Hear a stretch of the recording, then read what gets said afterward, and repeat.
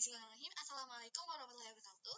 Halo teman-teman semuanya, perkenalkan nama saya Andi Fredris dengan NIM E1E1240001 dari kelas ganjil. Nah, di sini saya akan melanjutkan materi pembahasan terkait pemrograman PHP yang dimana sumbernya sendiri itu berasal dari website Witri School. Nah, di sini saya akan menjelaskan dari bagian PHP support global sampai PHP form complete. Di sini sudah ada materinya, kita langsung masuk saja. Nah, jadi teman-teman, variabel support global PHP ini adalah variabel bawaan yang selalu dapat diakses di semua cakupan. Nah, beberapa variabel bawaan di PHP adalah support global, yang berarti itu variabel tersebut selalu dapat diakses terlepas dari cakupannya. Dan kita dapat mengaksesnya dari fungsi, kelas, atau file apapun tanpa perlu melakukan hal yang khusus.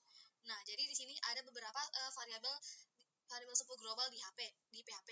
Yang pertama ada yang namanya get global. Nah, dia itu sebuah array yang berisi referensi ke semua variabel global script. Yang kedua ada get underscore server. Nah, dia ini tuh berisi informasi tentang server web, termasuk header, jalur, dan lokasi script.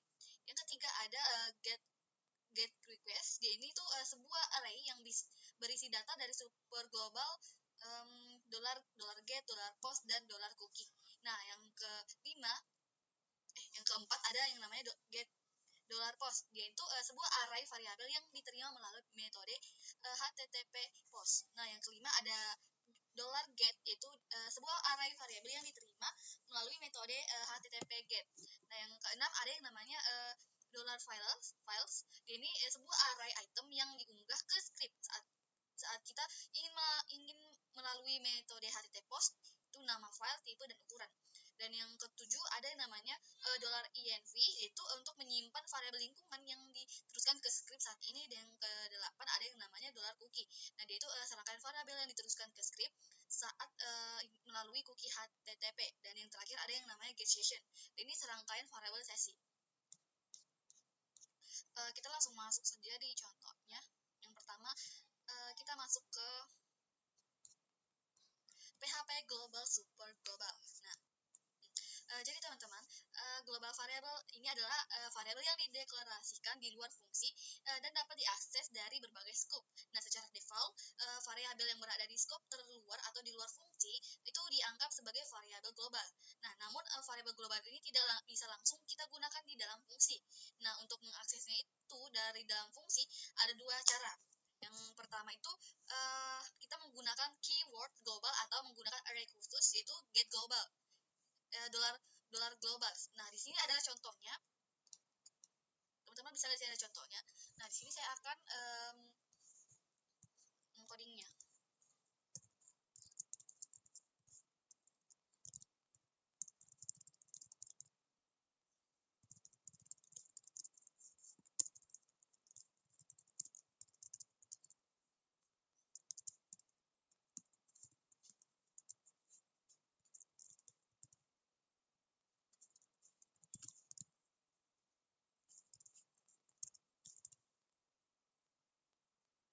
Nah, teman-teman, jadi pada contoh ini tuh variabel $x ini didefinisikan di luar fungsi dengan nilai 75. Nah, sehingga menjadi variabel global. Nah, di dalam fungsi myFunction, variabel $x ini tidak bisa dipanggil langsung.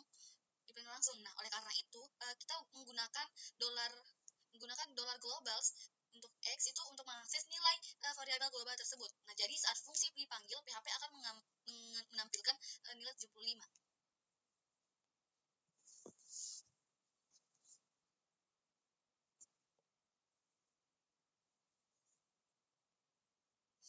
Nah, lalu berbeda dengan beberapa bahasa pemrograman lain, di PHP variabel global ini tidak otomatis bisa digunakan di dalam fungsi.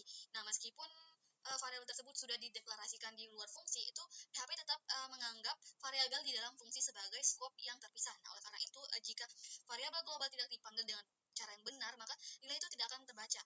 Nah, di sini ada contoh, saya akan mencoba menampilkannya.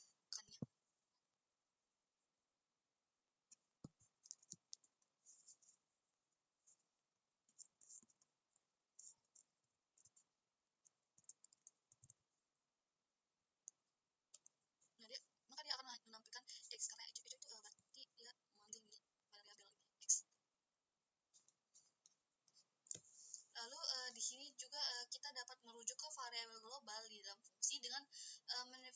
mendefinisikannya sebagai global dengan menggunakan kata kunci global. Nah, di sini definisikan $x sebagai global di dalam fungsi. Nah, kita akan coba. Jadi itu kita akan terjadi.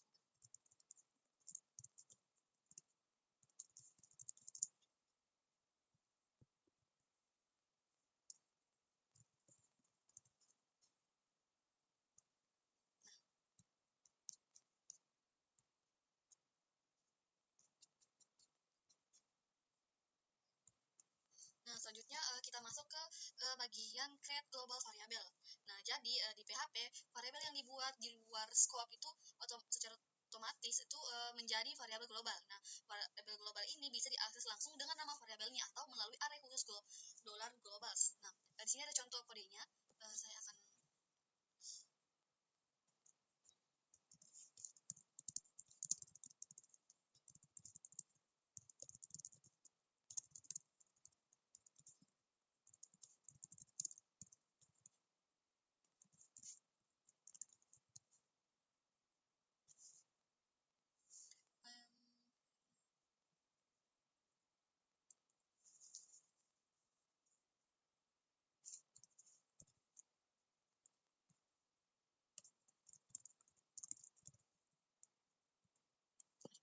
jadi pada contoh ini variabel $x dibuat di luar fungsi dengan nilai 100.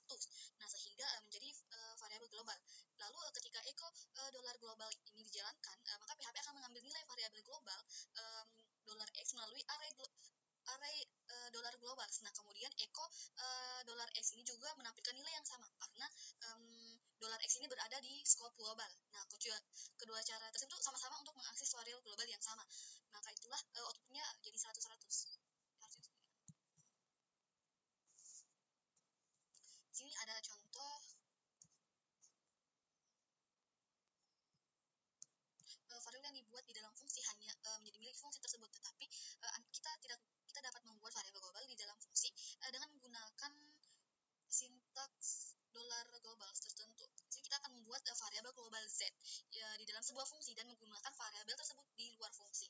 Nah, kita akan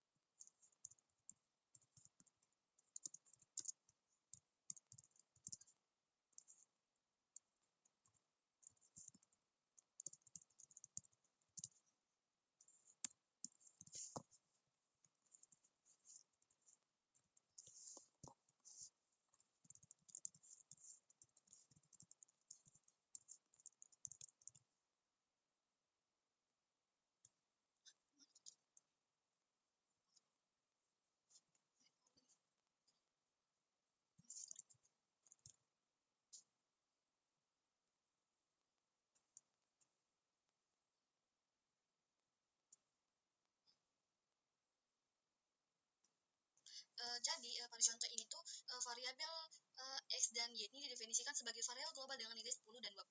Nah, di dalam fungsi result digunakanlah sintaks global untuk mengakses kedua variabel tersebut. Lalu hasil penjumlahan ini disimpan ke dalam $globals z. Nah, karena $z ini dibuat melalui $globals, maka variabel tersebut itu menjadi variabel global meskipun proses pembuatannya ini terjadi di dalam fungsi. Nah, jadi setelah fungsi result dijalankan, maka variabel z ini bisa langsung digunakan di luar fungsi. Maka output itu akan menghasilkan 30. Baik, selanjutnya kita masuk ke bagian PHP $server support global.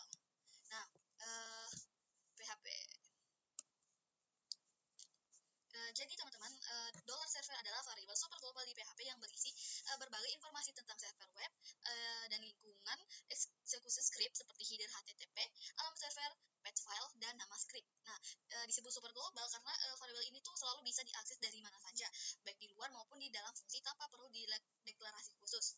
Nah, teman-teman perlu dicatat bahwa isi $server ini dibuat oleh web server sehingga tidak semua indeks selalu tersedia di dalam setiap server atau konfigurasi.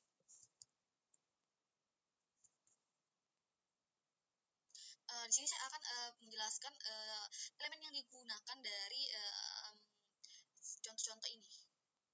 Contohnya PHP server. Nah, di sini kan di sini ada yang namanya server PHP self. Nah, jadi itu berfungsi untuk menampilkan path atau nama file PHP yang sedang dijalankan relatif dari root website. Nah, yang kedua ada yang namanya server name. Nah, dia itu untuk menampilkan nama server, misalnya localhost atau nama domain. Nah, ini contohnya localhost. Tampilkan namanya. Nah, lalu yang ketiga ada yang namanya HTTP host. Nah, dia itu untuk menampilkan host yang diminta oleh klien. Nah, biasanya itu domain atau domain dan port. Teman-teman mau lihat contohnya ini. Ini port. Lalu ada yang namanya HTTP referrer. Nah, dia itu untuk menampilkan alamat halaman sebelumnya yang mengarahkan ke halaman ini. Ini ya bisa kosong, bisa juga tidak. Yang keempat ada HTTP user again. Nah, dia itu menampilkan informasi browser dan sistem operasi pengguna. Dan yang terakhir ada yang namanya script name. Dia untuk menampilkan path script yang sedang dieksekusi. Jadi ketika baris-baris echo dijalankan, PHP ini akan mencetak informasi server dan request saat ini, misalnya nama file yang diakses, nama server, domain yang digunakan, browser, pengguna, hingga nama script. Nah, informasi ini tuh sering dipakai untuk debugging, log aktivitas, atau menyesuaikan tampilan berdasarkan browser atau lingkungan. Nah, selanjutnya teman-teman bisa melihat di sini ada tabel-tabel yang mencantumkan elemen-elemen terpenting yang dapat dimasukkan ke dalam dollar underscore server. Nah, di sini ada banyak hal, banyak sih yang sebutkan. Jadi ini adalah elemen atau kode, dan ini adalah deskripsinya. Teman-teman bisa baca di sendiri saja. Saya akan menjelaskannya karena sudah ada keterangannya di sini, sudah ada deskripsinya di sini. Jadi saya akan hanya perlihatkannya ke teman-teman.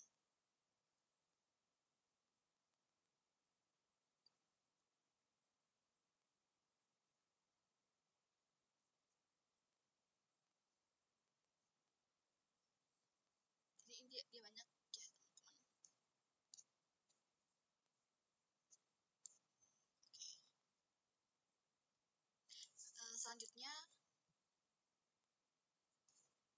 Selanjutnya kita masuk ke bagian PHP $request super global.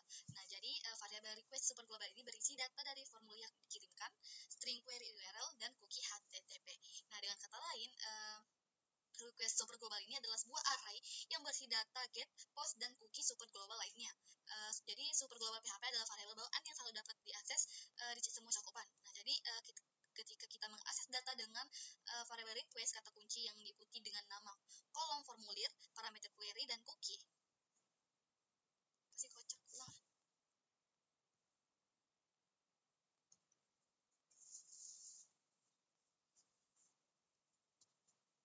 Oh iya, perlu catatan karena variable request ini dapat menggabungkan data dari berbagai sumber seperti get, post, dan cookie. Hal ini akan menimbulkan kerentanan keamanan jika kita tidak ditangani dengan hati-hati. Jadi meskipun penggunanya ini mungkin nyaman, tapi lebih disarankan untuk menggunakan get, post, dan cookie super global yang lebih spesifik jika memungkinkan. Nah, selanjutnya kita masuk ke bagian using request on post request. Nah, pada bagian ini variable request digunakan untuk mengambil data yang dikirim melalui post request. Nah, post request ini umumnya terjadi saat pengguna mengirimkan data melalui form HTML. Nah, agar data bisa dikirim menggunakan metode post, form HTML itu harus memiliki atribut metode post, dan setiap input memiliki atribut nama, karena nama inilah yang akan menjadi key saat data diakses di PHP. Nah, contohnya ada di sini, kita langsung saja mencobanya.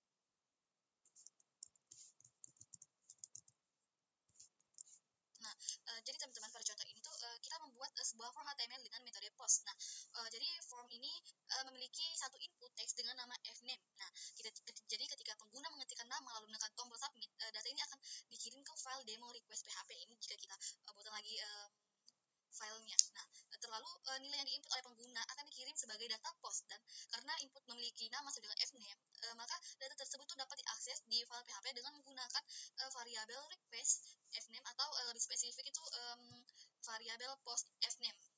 Jadi begitu. Selanjutnya, saat pengguna menekan tombol submit, data dari form ini akan dikirim ke file PHP yang ditentukan pada atribut action di tag form. Nah, data tersebut tuh kemudian bisa diambil dan diproses di dalam file PHP. Di sini ada contohnya. Jadi teman-teman, di sini ada contohnya PHP file. Nah, jadi pada kode ini tuh variable request fname ini yang ini digunakan untuk mengambil nilai input dengan nama fname yang dikirim dari from. Nah, lalu fungsi dari HTML special chart ini tuh dipakai untuk mengubah karakter khusus menjadi bentuk aman agar mencegah masalah keamanan seperti HTML injection. Nah, nilai yang sudah aman itu tersebut kemudian disimpan ke variabel nama dan ditampilkan menggunakan echo. Sedikit catatan teman-teman, jadi untuk data yang diambil dari sumber global seperti variable request ini tuh harus selalu divalidasi dan disanitasi sebelum digunakan. Nah, hal itu penting untuk mencegah celah keamanan seperti XSS atau cross-site scripting. Nah, pada contoh ini tuh fungsi HTML special char ini digunakan untuk mengamankan input dengan mengubah karakter khusus HTML ini menjadi bentuk yang aman. Nah, untuk kebutuhan yang lebih kuat, PHP juga menyediakan fitur function. Jika ada contohnya, kita bisa langsung mencontohinya.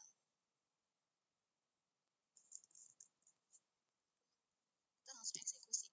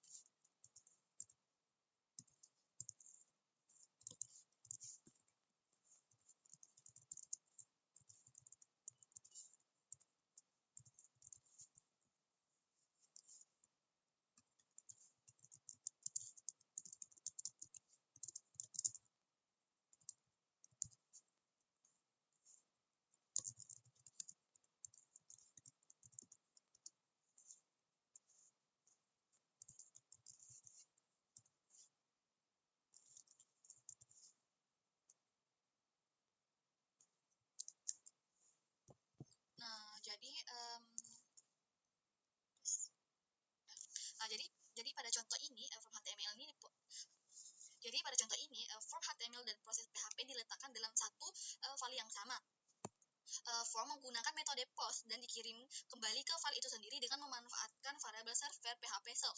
Nah, artinya saat tombol submit ditekan, maka halaman yang sama akan memproses data yang dikirim. Kita contohnya. Nah, gitu. Kirim. Nah, jadi ketika form dikirim, jadi PHP terlebih dahulu mengecek apakah request yang masuk memang bertipe post. Nah, pengecekan ini tuh penting agar kode pemrosesan data itu tidak dijalankan sebelum form benar-benar disubmit. Nah, setelah dipastikan bahwa form sudah dikirim, nilai input nama diambil menggunakan variabel request. Nah, nilai tersebut kemudian diamankan dengan menggunakan fungsi HTML special chars. Nah, untuk mencegah karakter berbahaya seperti tag HTML dan script dijalankan oleh browser. Nah, selanjutnya program melakukan validasi sederhana dengan mengecek apakah input nama kosong atau tidak. Jika pengguna tidak mengisi nama, maka akan ditampilkan pesan bahwa nama masih kosong. Nah, sebaliknya, jika input sudah diisi, maka nama tersebut akan ditampilkan ke layar dengan layar. Nah, dengan alur ini, program tidak hanya mengambil data dari form, tetapi juga memastikan data tersebut aman dan valid digunakan sebelum digunakan atau ditampilkan. Selanjutnya kita masuk ke bagian using request on get request. Nah, jadi, permintaan get ini dapat berupa pengiriman formulir seperti pada contoh di atas dengan metode atribut elemen form diatur ke get. Nah, permintaan get ini juga dapat berupa data dari string query URL, informasi yang ditambahkan dalam alamat URL. Nah, di sini itu contoh tampilan tautan HTML dengan string query URL. Nah, ini contohnya. Jadi, saat pengguna mengklik tautan, data string query dikirim ke demo PHP file. Nah, di dalam file PHP ini kita dapat menggunakan request variabel untuk mengumpulkan nilai dari query string. Nah, ini contohnya. Jadi, ini file PHP demo PHP filenya.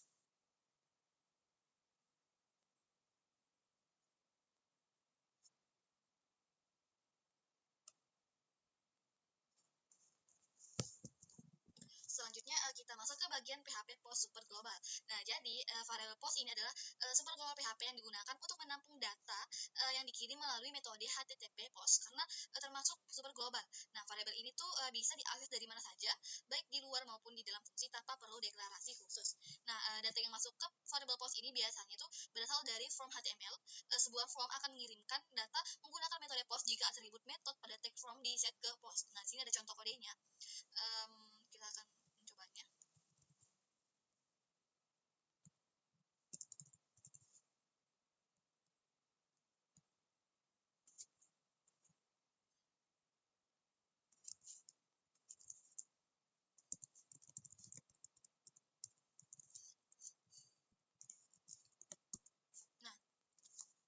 Jadi teman-teman, pada contoh form HTML ini terdapat satu input text dengan atribut nama dan fname. Nah, atribut nama ini sangat penting karena akan menjadi kunci untuk mengambil data di dalam file PHP ketika pengguna mengetikkan nama lalu menekan tombol submit, maka data tersebut itu dikirim ke file PHP yang ditentukan pada atribut action yaitu demo request PHP. Nah, jadi setelah form dikirim, maka nilai yang dimasukkan pengguna ini dapat diambil di file PHP menggunakan post fname dengan fname. Nah, jadi dengan cara ini tuh PHP ini dapat memproses data yang dikirim dari form secara aman dan lebih terkontrol dibandingkan menggunakan variabel request. Nah, singkatnya post ini digunakan khusus untuk mengambil data dari form yang dikirim dengan metode post. Nah, dan sangat direkomendasikan untuk menangani data input pengguna karena lebih aman dan jelas sumber datanya.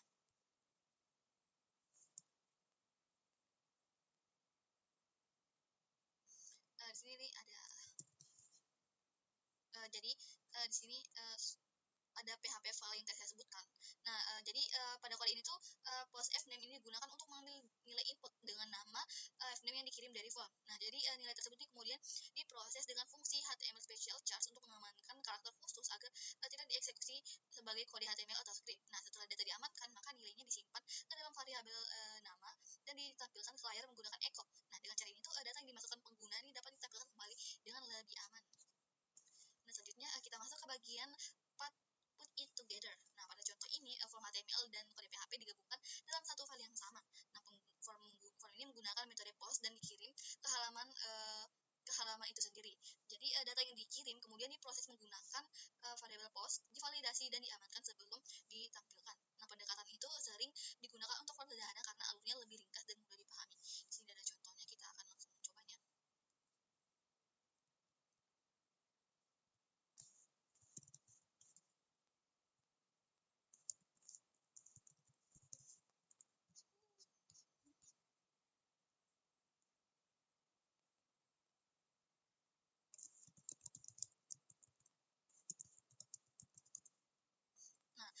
jadi pada bagian awal dibuat sebuah form HTML yang menggunakan metode post. Nah, attribute action ini attribute action diisi dengan variabel server PHP self yang berisi form akan dikirim ke file PHP yang sama dengan tempat form tersebut berada. Nah, ketika tombol submit ditekan, saya tekan. Nah, maka PHP akan mengecek apakah halaman diakses menggunakan metode post. Nah, pengecekan ini tuh memastikan bahwa kode pemrosesan data hanya dijalankan setelah form dikirim.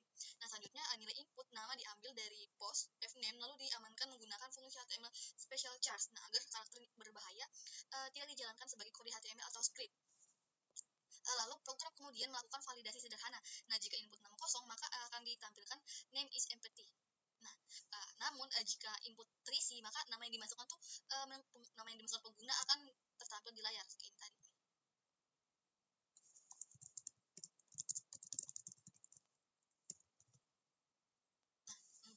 Nah, jadi dengan alur ini tuh program sudah mencakup pengiriman data, pengambilan data, pengamanan input dan validasi sederhana dalam satu file PHP. Baik, selanjutnya kita masuk ke bagian PHP Get Super Global. Jadi teman-teman, variabel get ini adalah variabel super global di PHP yang digunakan untuk menampung data yang dikirim melalui metode HTTP GET. Nah, karena termasuk super global, maka variabel get ini selalu bisa diakses di semua scope, baik di luar maupun di dalam fungsi.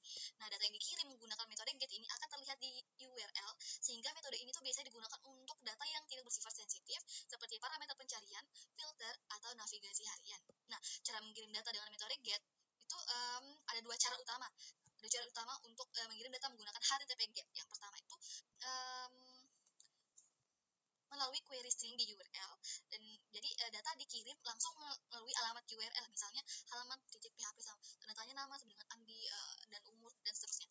Yang kedua melalui form HTML dengan metode ini sama dengan get. Nah, jadi data dikirim saat pengguna menekan tombol submit pada form dan hasilnya tetap akan muncul di URL. Selanjutnya kita masuk ke bagian get via URL query string. Nah, query string adalah data yang ditambahkan di bagian akhir URL, dimulai dengan tanda tanya dengan tanda tanya. Nah, data ini ditulis dalam bentuk pasangan key dan value dan dipisahkan dengan tanda dan. Nah, data yang dikirimkan melalui query string dapat langsung diambil PHP menggunakan variabel get. Nah, di sini ada contoh programnya. Saya akan coba mendemokannya. Nah, maka dia kayak seperti ini. Test get. Ini kalau saya tekan error. Bukan error, guys, tapi not found. Dia paling nggak ditemuin. Nah, jadi pada contoh ini tuh sebuah link digunakan dengan tag ini. Nah, jadi di dalam atribut href ini terdapat URL yang diikuti oleh query string. Nah, bagian setelah tanda tanya ini merupakan query string, yaitu subject sampai nih sampai sini. Nah, artinya dua data dikirim ke file demo PHP, yaitu subject dengan nilai PHP dan web dengan nilai webschool.com. Nah, jadi ketika link diklik, maka browser akan membuka halaman tersebut dan mengirimkan data melalui metode get. Nah, di dalam file PHP tujuan nilai tersebut tuh bisa diambil menggunakan variabel get, subject, dan get web. Jadi begitu. Query string pada URL sebelumnya kan berisi dua pasangan key dan value itu subject sama dengan PHP dan web sama dengan web3school.com. Nah, data ini dikirim ke server melalui metode get saat pengguna mengklik link. Nah, di PHP tujuan ini data tersebut bisa diambil menggunakan get berdasarkan nama key-nya. Di sini kita coba.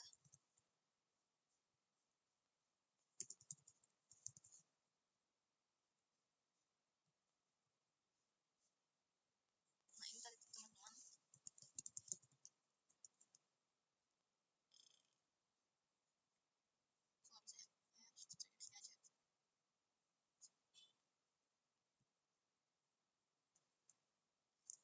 Nah, jadi pada contoh ini tuh pada file demo PHP nilai dari query string diambil menggunakan get subject dan get web. Nah, masing-masing nilai kemudian diproses dengan fungsi HTML special charge untuk mengamankan karakter khusus agar tidak dieksekusi sebagai HTML atau script berbahaya.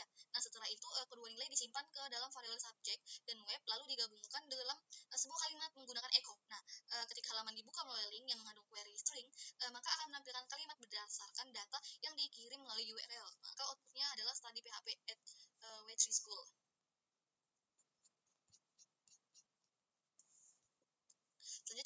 kita masuk ke bagian get in HTML forms. Nah, form HTML ini akan mengirimkan data menggunakan metode HTTP get jika atribut metode pada tag form diset ke get. Nah, data yang dikirim dengan menggunakan metode get akan ditampilkan di URL sebagai query string. Nah, sehingga mudah dilihat oleh penggunanya.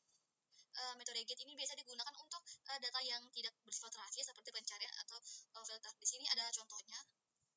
Kita langsung.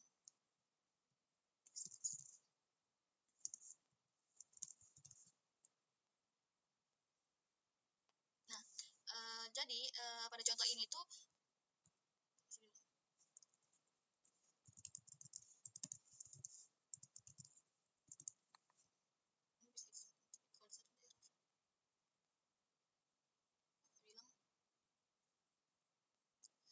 jadi pada contoh ini tuh kita membuat sebuah form HTML yang menggunakan metode get. Nah, form tersebut memiliki dua input yaitu name dan email. Nah, atribut name pada masing-masing input itu berfungsi sebagai kunci data yang akan dikirim. Nah, ketika pengguna mengisi nama dan email lalu menekan tombol submit, maka data tersebut tuh dikirim ke file welcome get php. Nah, jadi nilai input akan muncul di URL dalam bentuk query string. Misalnya tanda tanya name sama dengan Andi dan selain seperti ini contohnya. Kita coba.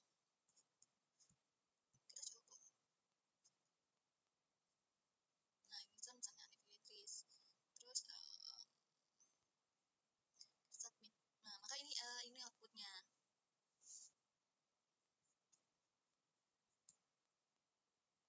Baik, selanjutnya kita masuk ke bagian PHP Forms. Nah, di sini yang pertama ada PHP Form Handling. Nah, dalam PHP Super Global Get dan Post digunakan untuk mengambil data yang dikirim melalui form HTML. Nah, perbedaannya itu terletak pada metode pengiriman data. Nah, pada contoh ini itu kita menggunakan metode post sehingga data form tidak ditampilkan di URL dan lebih aman untuk data input pengguna. Form HTML sederhana ini biasanya terdiri dari input file dan tombol submit untuk mengirim data ke file PHP tujuan. Nah, di sini ada contoh kodenya. Kita coba run.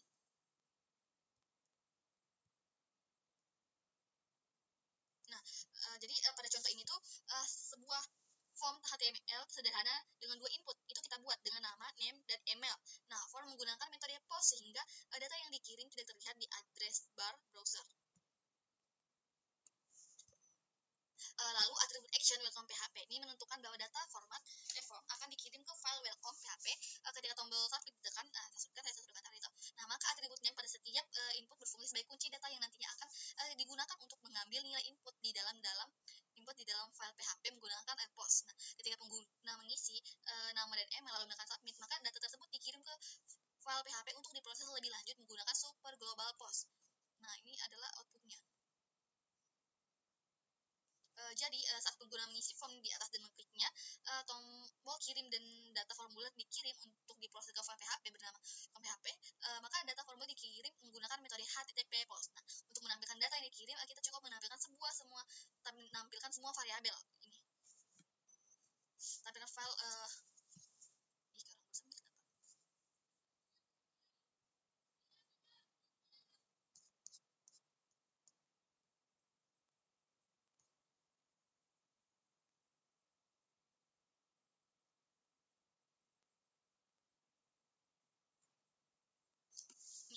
kita tampilkan file welcome PHP seperti ini.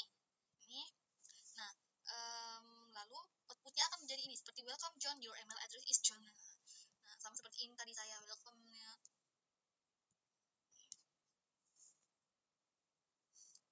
Lalu hasil yang sama juga dapat dicapai dengan metode HTTP GET. Nah, ini contohnya. Nah, contoh yang sama tetapi metodenya diatur ke GET dan bukan POST.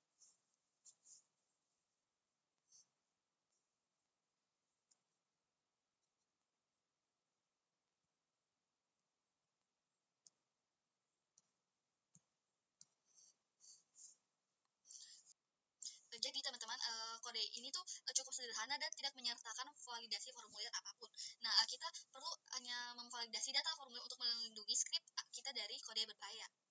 Itu saja.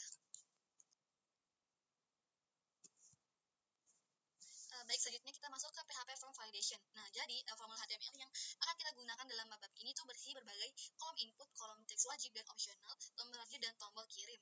Nah, di sini kita dapat melihat pada formulir ini tuh jadi setiap file ini memiliki aturan validasi yang berbeda-beda.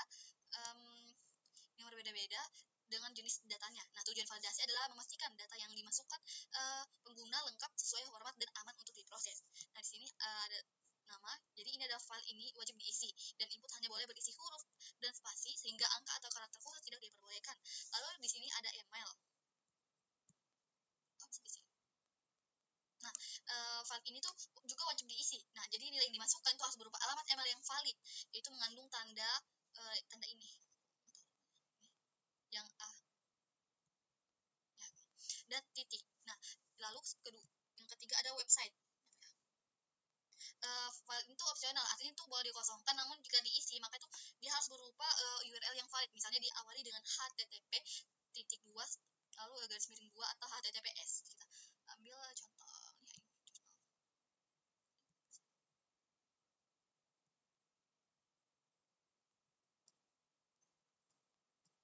Wow.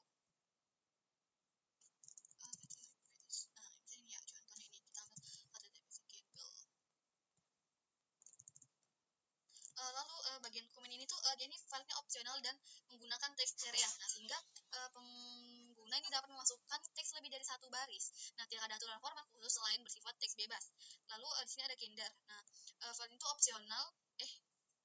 Lalu ada yang namanya pilihan gender. Nah, file itu wajib dipilih. Jadi pengguna itu harus memilih salah satu opsi yang tersedia dan tidak boleh dibiarkan kosong. Kita ini ya.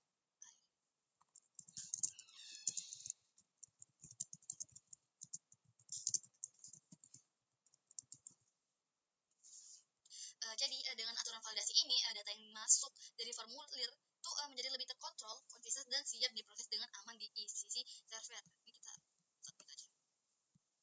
Nah, maka ini tampilannya.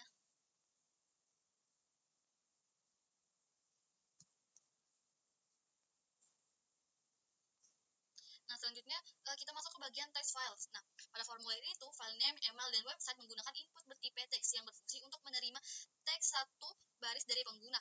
Nah, sedangkan file comment ini menggunakan teks area yang memungkinkan pengguna memasukkan teks lebih dari satu baris. Nah, misalnya untuk komentar atau pesan panjang. Lalu ada radio buttons. Nah, ini contoh HTML untuk pada text file, teman-teman.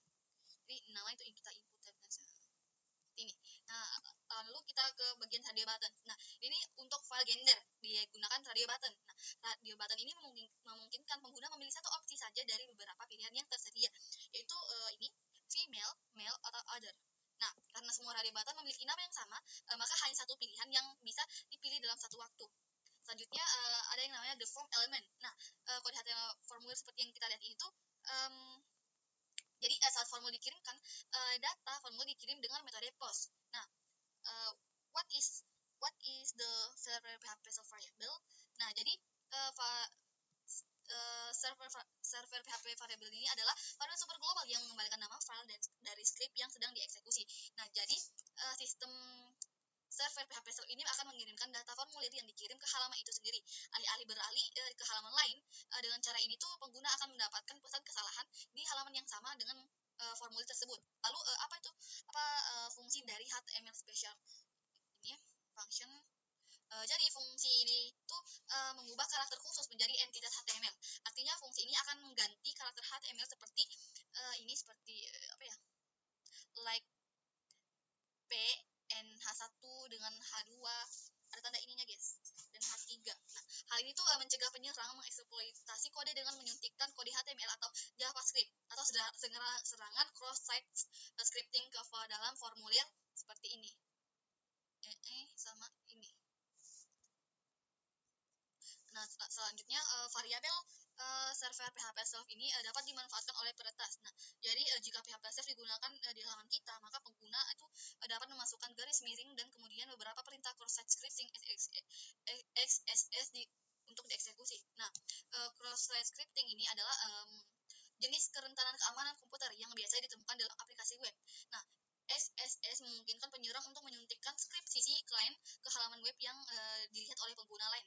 Misalnya, kita memiliki formulir berikut di halaman bernama test form PHP.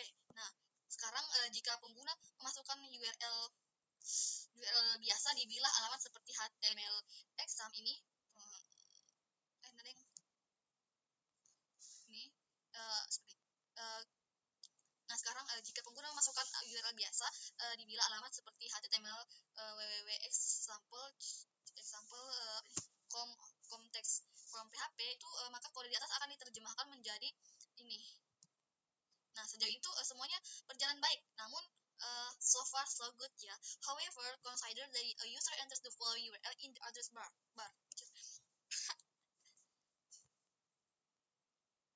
Nah, sejauh ini tuh semuanya berjalan baik. Namun bayangkan jika pengguna memasukkan URL berikut di bilah halaman seperti ini. Halaman. Nah, dalam halaman ini tuh kode di atas akan diterjemahkan menjadi ini.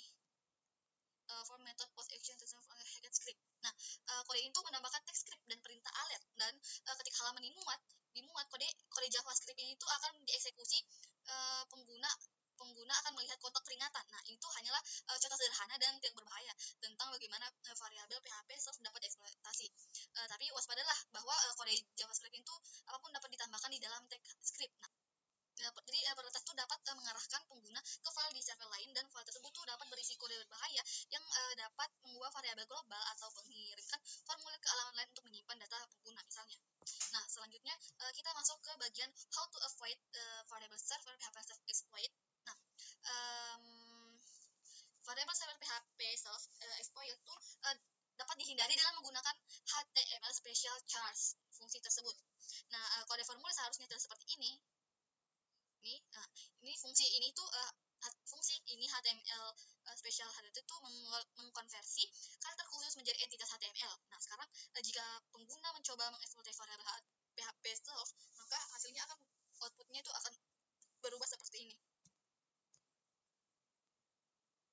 Nah, upaya exploit tersebut gagal dan tidak ada kerugian yang terjadi. Lalu selanjutnya kita masuk ke bagian validate from data with PHP. The first thing we will do is to pass all the variable through PHP HTML special char function. Nah, when we use the HTML special chars function, then if a user tries to submit the file in a text file, nah seperti ini. Dia itu tidak akan dieksekusi karena akan disimpan sebagai kode HTML yang telah di escape seperti ini. Nah, kode tersebut tuh sekarang aman untuk ditampilkan di halaman web atau di dalam email. Jadi kita juga akan melakukan dua hal lagi ketika pengguna mengirimkan data. Nah, yang pertama itu menghapus karakter yang tidak perlu seperti spasi tambahan, tab, baris baru dari data input pengguna dengan fungsi PHP trim. Itu fungsi. Lalu yang kedua, menghapus garis miring terbalik dari data input pengguna dengan PHP dengan fungsi ini. Lalu langkah selanjutnya adalah membuat fungsi yang akan melakukan semua pengecekan untuk kita, yang jauh lebih praktis daripada menulis kode yang sama berulang kali. Nah, kita akan menamai fungsi tersebut test input. Nah, sekarang kita dapat memeriksa setiap post variabel dengan test input fungsi tersebut, dan skripnya akan terlihat seperti ini. Ini adalah contoh programnya ya. Kita akan mencoba menjalankannya. Nah, maka outputnya akan seperti ini.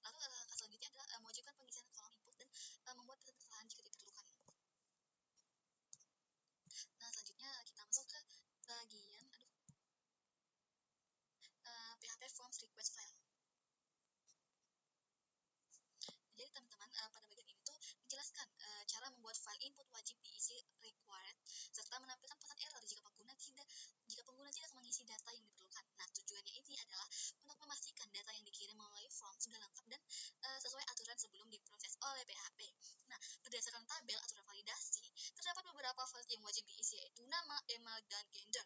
Nah, file-file ini tidak boleh kosong saat form dikirim. Nah, file name ini harus diisi dan hanya boleh mengandung huruf dan spasi. Ini ada aturannya, guys ya.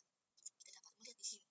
Lalu selanjutnya ada file email. Nah, file email ini juga wajib diisi dan harus memiliki format email yang valid. Itu mengandung tanda ini sama titik. Lalu selanjutnya ada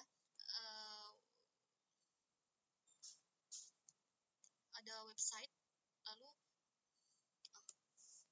Lalu selanjutnya ada file website. Nah, file website dan komen ini tuh bersifat opsional. Nah, website ini boleh dikosongkan, tetapi jika diisi itu harus berupa URL yang valid. Dan komen ini tuh menggunakan teks terea dan boleh diisi atau tidak. Ini sesuai dari teman-teman saja ya, mau isi atau enggak. Kalau saya isi.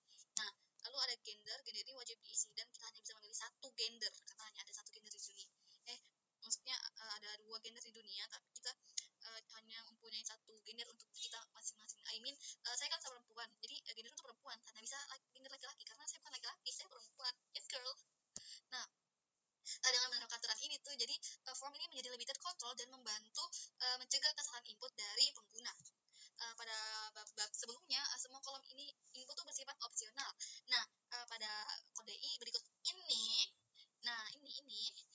kita telah menambahkan beberapa variabel baru yaitu $name R, $email R, $gender R, dan $website R.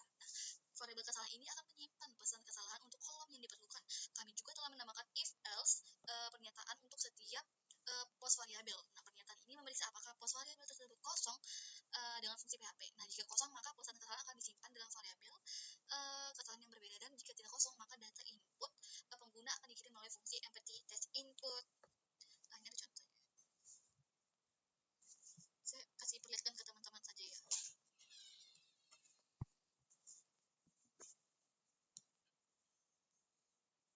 Nah,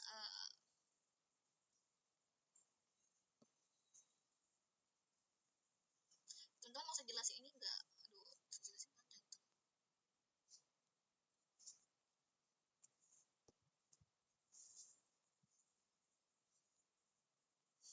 Jadi pada bagian awal beberapa variabel error dan variabel penampung data ini dibuat dengan nilai kosong. Nah, variabel error digunakan untuk menyimpan pesan kesalahan jika ada file yang tidak diisi atau tidak valid. Nah, sedangkan variabel lain itu digunakan untuk menyimpan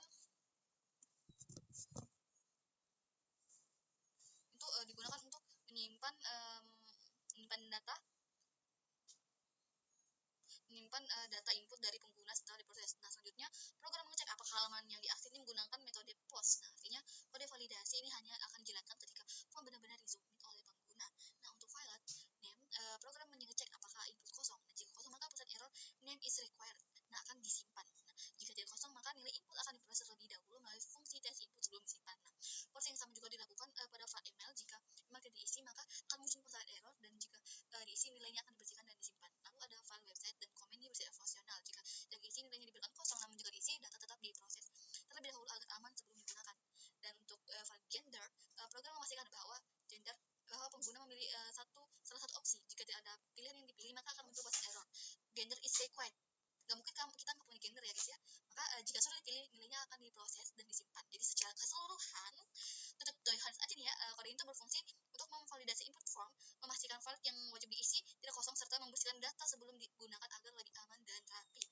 Nah, selanjutnya kita masuk ke bagian PHP display the error message. Nah, di dalam formulir HTML itu kita menambahkan sedikit script setelah setiap kolom yang wajib diisi yang akan menghasilkan pesan kesalahan yang tepat jika diperlukan, yaitu jika pengguna mencoba mengirimkan formulir tanpa mengisi kolom yang wajib diisi. Contohnya seperti ini ya guys ya. Nah, ini sudah contohnya, kita tinggal running aja nih ya.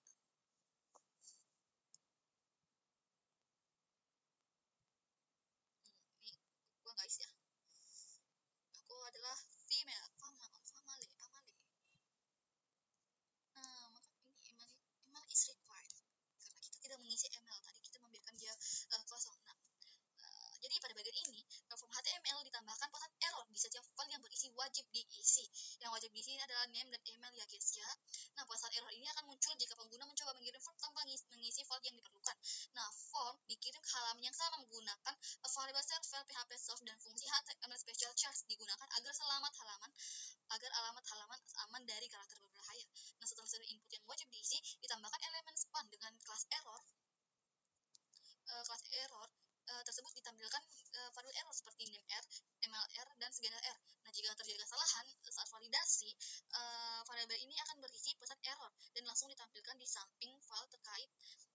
Nih, itu udah terkait sama ini. Nah, lalu jika tidak ada kesalahan, maka span akan tetap kosong. Coba kita isi.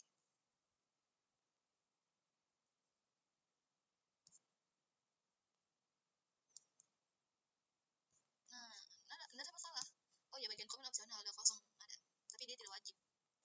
Beda dengan email dan nama, itu wajib. Tiap orang punya nama, cari nama lo. Jadi untuk file name dan email ini diberikan tanda bintang, ditampilkan sebagai penanda bahwa file tersebut wajib diisi.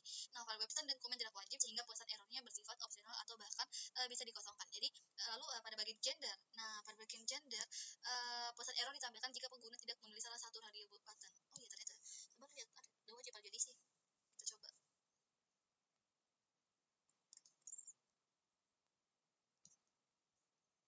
Nah, gender is required. Nah, jadi teman-teman jangan cara ini itu pengguna langsung mengetahui file mana yang salah atau belum diisi ya, sehingga pengalaman pengisian form menjadi lebih jelas dan interaktif. Jadi ini harus diisi kalau ada tanda bintang seperti ini guys ya, ini menandakan kalau itu wajib diisi.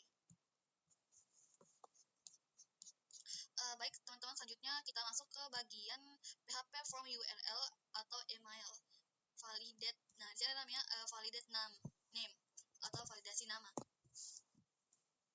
Nah, jadi kode di bawah ini tuh menunjukkan cara sederhana untuk memeriksa apakah kolom nama hanya berisi huruf, tanda hubung, tanda apostrof, dan spasi. Nah, jika nilai kolom nama tidak valid, maka simpan pesan kesalahan. Jadi fungsi itu ini yang trace match itu mencari pola dalam sebuah string, baikkan nilai true jika pola tersebut ada dan false jika tidak ada.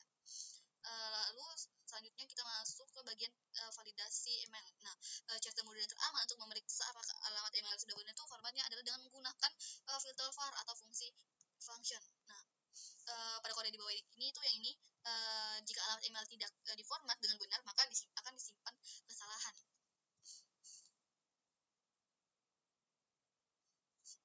Jadi pada kode ini tuh proses validasi email itu dilakukan setelah data email diterima dari from. Nah, nilai email yang dikirim pengguna terlebih dahulu itu dibersihkan menggunakan fungsi test input agar aman dari karakter yang tidak diinginkan. Nah, setelah itu fungsi filter var digunakan untuk mengecek apakah email tersebut memiliki format yang valid. Nah, PHP akan memeriksa apakah email mengandung struktur yang benar seperti adanya tanda ini apa ya? Aduh, aku nggak tahu tanda ini yang A lalu udah begini.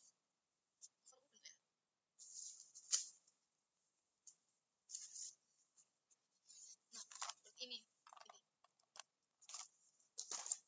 dan tanda titik domain yang sesuai. Nah, jika hasil pengecekan menunjukkan bahwa format email tidak valid, maka kondisi if akan terpenuhi dan variabel email r akan disimpan dengan pesan invalid email format.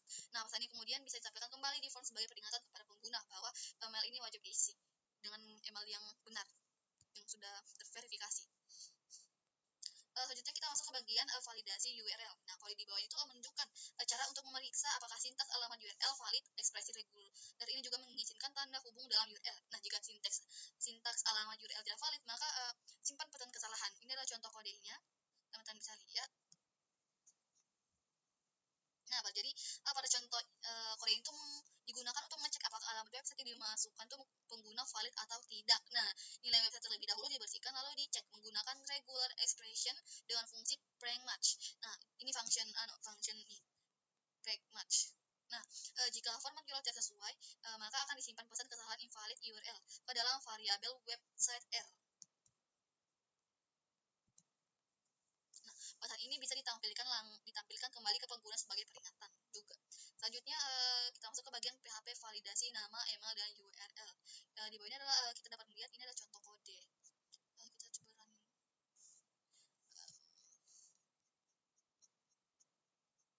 Ya, bisa teman lihat. Ini wajib diisi ya teman-teman. Yang tanda bintangnya.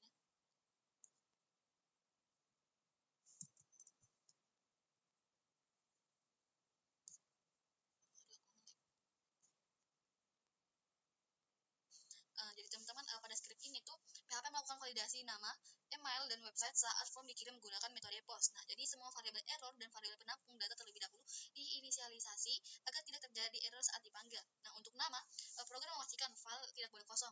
Nah, jika diisi, nama dicek agar hanya berisi huruf dan spasi. Only letters and white space. Oke. Oh, nama asli saya memang hati tadi ya udah nggak apa-apa.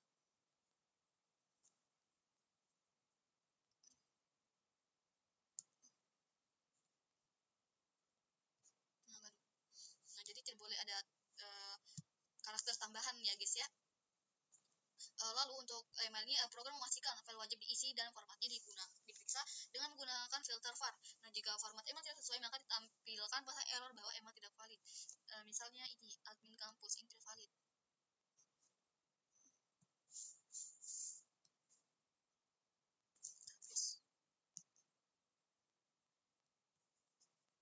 Nah, invalid email format.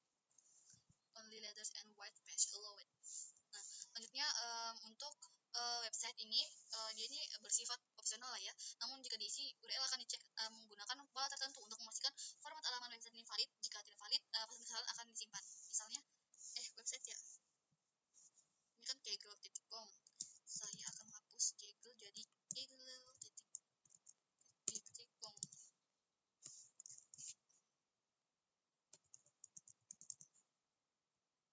dulu.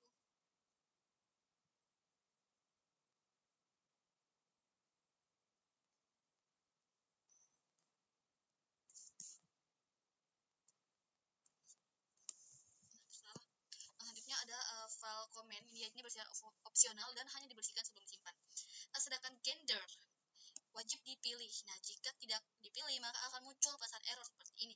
Gender is required. Nah, secara keseluruhan script ini tuh berfungsi untuk memastikan data yang dikirim pengguna sudah lengkap sesuai format dan aman sebelum diproses lebih lanjut. Jadi bisa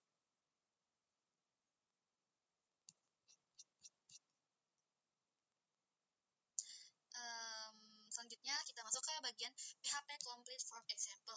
Nah, di sini ada yang namanya keep the values in the form. Jadi untuk menampilkan nilai di kolom input setelah pengguna menekan tombol kirim, di sini kami menambahkan sedikit script PHP di dalam atribut value dari kolom input berikut. Ada nama, email, dan situs website. Lalu di kolom teks area komentar, kami meletakkan script di antara tag head, tag area, dan tag area hit. Script kecil ini menampilkan nilai dari variabel $name, $email, $website, dan $comment.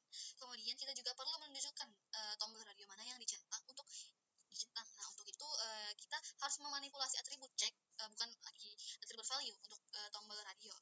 Nah, ini sini ada contoh kodenya.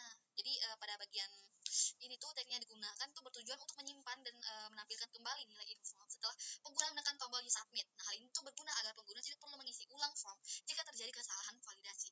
Nah, untuk file name, nama, email, dan website nilai sebelumnya tuh ditampilkan kembali dengan menempatkan kode PHP di dalam atribut value. Nah, kode tersebut mencetak isi variabel yang sudah disimpan. Lalu pada file comment karena menggunakan teks area, maka nilai ditampilkan dengan menaruh kode PHP di antara teks area dan teks area ini. Ini sama ini.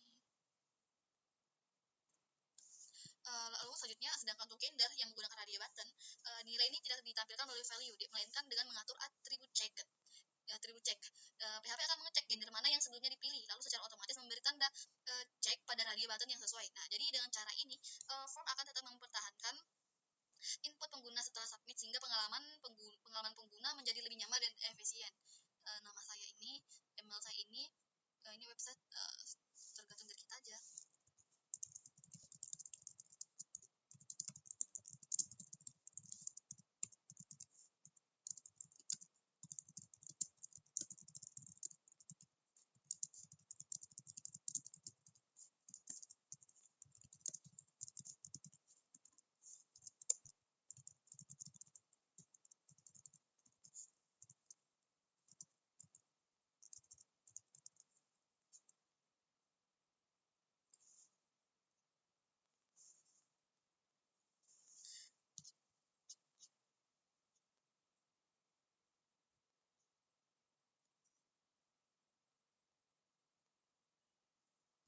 Nah, demikianlah penjelasan materi terkait PHP super global hingga PHP from complete. Nah, semoga penjelasan ini tuh bisa membantu teman-teman memahami cara kerja form di PHP dengan lebih baik.